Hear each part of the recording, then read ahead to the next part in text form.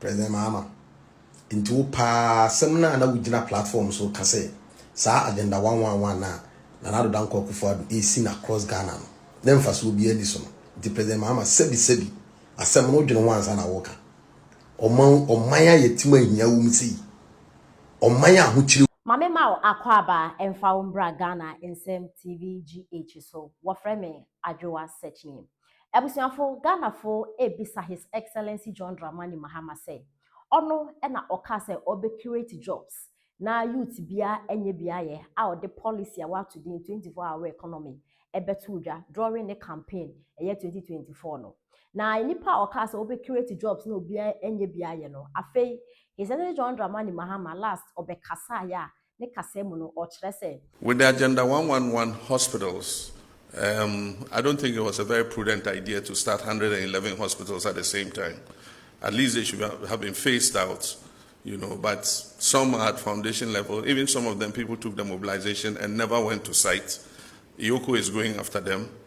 But what government has decided is that 35 that were almost near completion, government this year is going to put money in and continue them and complete them.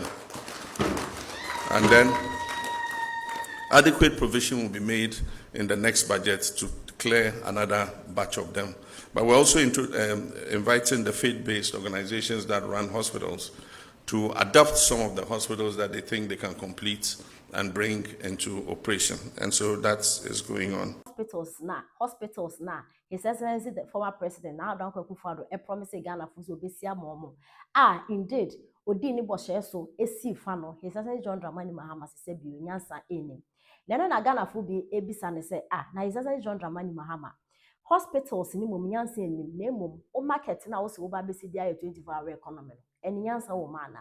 President Mahama into pa semna na wugina platform so kase sa agenda 111 na do dan koku for e sin across Ghana no dem fa so bi ani so no the President Mahama sebi asem no dwene wansa na woka oman yetima ahia wum sei oman ahokyire wum sei oman enipa yare a even just 300 cedis squad be hospital wonya bi mfa nko hospital enipa timi wu ewo edro 200 cedis ho inti baabi enya medi wadri President Mahama eti wotrasi pa asemampani dwene Ghana fo ho ya inti wu se oman na ho kire wum anye bia wo de wo firisirim the whole Ghana baabi a ho kire wo eyi okurum kura wo firim baabi e wo wotoye e na wo kasa sei aya wo so de wotimi dwale liquid soap inti wu nua muslimfo na omu dwale azuma bro no munimi nyansa e na wo kasa sei President Mahama hwe omanya ye dia mawo wa be di mampani ni bi panyin omanya ye hu kiri ye sei e na wo kasa sei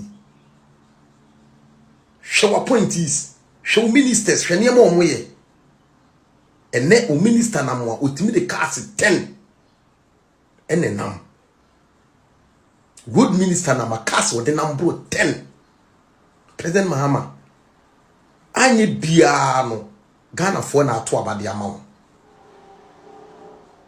into unwene obia ho ntim kole wo man mu unwene wo mo eno kese oman ya ho kire wom sei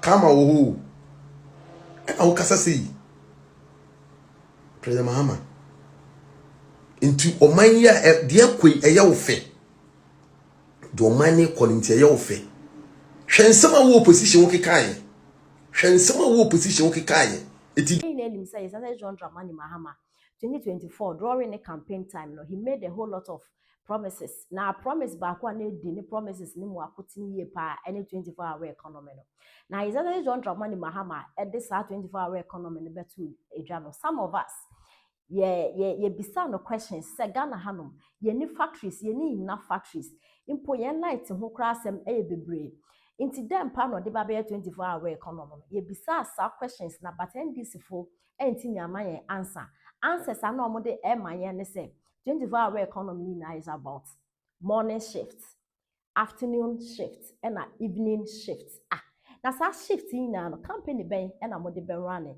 and we so e be no ya wachi anadwo we so e be ofufu just say insimhu ko na NDC fo ka kire ye Yet Ghana for edi echi koto aba omo embise mu say 24-hour economy dem pa e na His Excellency John Dramani Mahama e de ba beye aboa Ghana for na Ghana for koto aba ma NDC His Excellency John Dramani Mahama ana sese oye president na obeye president na da no kasa o say agenda 111 His Excellency the former president na da Akufo-Addo e ka kire Ghana for so osiamom because COVID-19 ba na ye ho kire na do hu say ye need enough hospitals into osi agenda 111 na every district bia nye bi no His Excellency John Dramani Mahama say na agenda 111 say bi onyan say ni no ni mo promises or the 24-hour economy na bre youth no nye bia no so oba besi market nyansa be na wo we na market na His Excellency John Dramani Mahama oba besi no che say ye ma mefo no betena edwom fiti ana pa akopem anwumbiri ana say hwan na okotena edwom akwakoton ade 12 o'clock 2 o'clock, 3 o'clock. If you can't get by 12, no be a few honor. And I'll be see more. Now more crown West Hills more higher. West Hills more.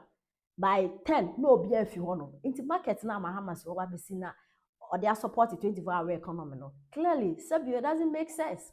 But hospitals are general 1 and another year. So what to make complete? Move 15. That's a for nurses. It was 15 hospitals here. Hospital be our Ghana hebia around the 24-hour economy.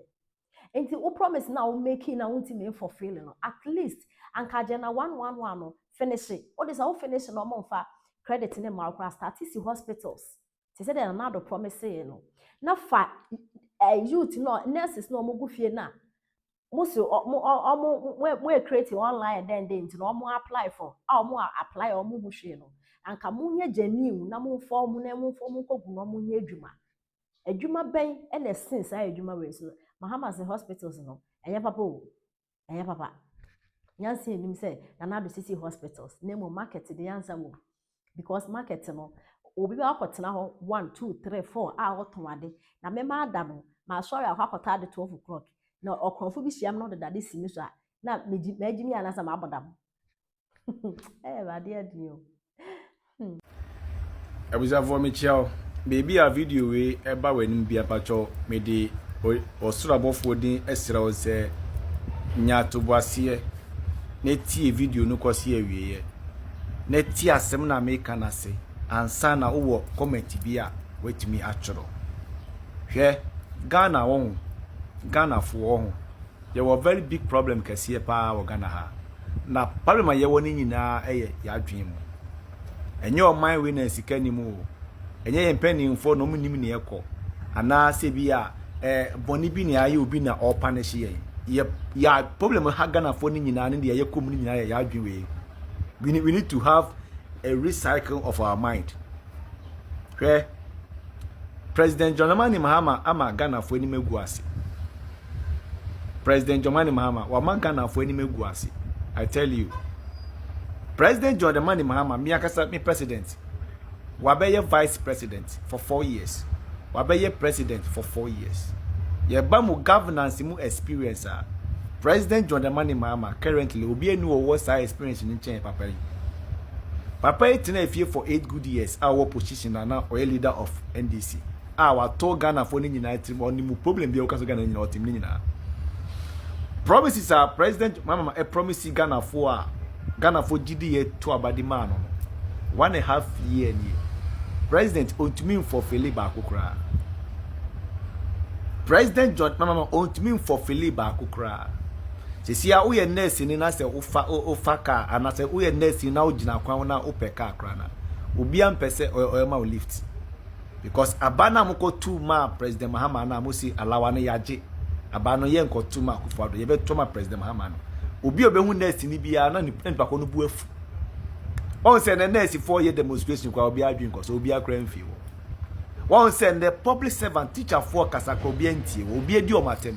And then Mama ama teacher for nurse for look stupid in the eyes of Ghanaians. Simply because President Jomama Ekikan sem de be chere a nurse for ni a teacher for any emebu na wokurum ha. Say oba ba be ye nyame yie. Ama we all fall into that perceptive ideas no. Any information or the maye no.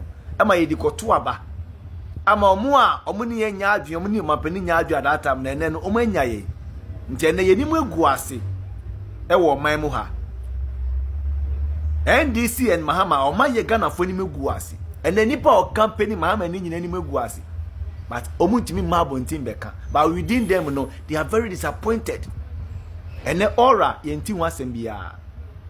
Gay bill no yenti wasembia. Galamsey yenti wasembia. 24-hour economy yenti wasembia. Yebe employment automatically yenti wasembia. Promises Mahama di share Ghana for even including Okadas. Say yeba Okada yebetimi legalize ambo Okada for ni na free and there could be so Okada for amani omo femu wa Accra. Police for chi omo say chi omo 1,500. Asa na eja o. Ebusia for President John Mahama with per experience your wapa any abaye ko 2 man no. Wa ma yini megu ase papa. Yenu yehu o. Wa ma yatanfo anya ye papa. Wama bibia ye off okrum a ekuafo kresu ene omo ye ekua o areas ni nyina omo sensi form omo nu omo se omo san lie ekoto abadima President Mahama. But you see emre nyanko akire maka cho say video no fie kosi awieye na o hwe wie a ansa na wetimi akomete na ehu se enye NPP ni ndisi na meka President on the man Mahama ejidi a yenya wonimu abaye koto ye any experience owo as a vice president as a president before any ena amamu no obu na menua enko yi o ene ye utohwa ye nto inflation ye single digit emra na mo ba be mo first year akra na inflation nya ma fom kra no iron rods etimi free baby e wona badu 6,000 ene minu ka say inflation ye single digit Nemum iron rods na say free 6,000 akọ 7,500 ene 13th May 2026 ene ukoto iron rods 7,500 meanwhile emra na inflation kwa nyanko 3% no kwa no na mudi motimi di iron rods number 6,000 yetimi koto ko sidan ene ukoto iron rods akodu 7,500 eni mo an na eko inflation su single digit ene dollar na odi usi wati so no dollar no what so me fa dollar nye hwi omo a mu dollar no yo omo kra ne ma free abrochireba and obi ko fa de free abrochireba na do portal AI and a creative price man so nkotua na price no mutwe no times 3 tinema no di ba ontimi nti so di sa dollar issue no di ba no me den ayama me ndc ni mi amwa me Ghana ni mi amwa me so the dollar and the inflation have not have any effect on me. And local nema wo share your boss obeye no. Nye na wo ye. Wa nye ba konkra. Wo de hwe ade me de boss share wo de share no. Me de betu so. Me de boss share Mahama share Ghana fo no. Ye tie ye ekotu aba no.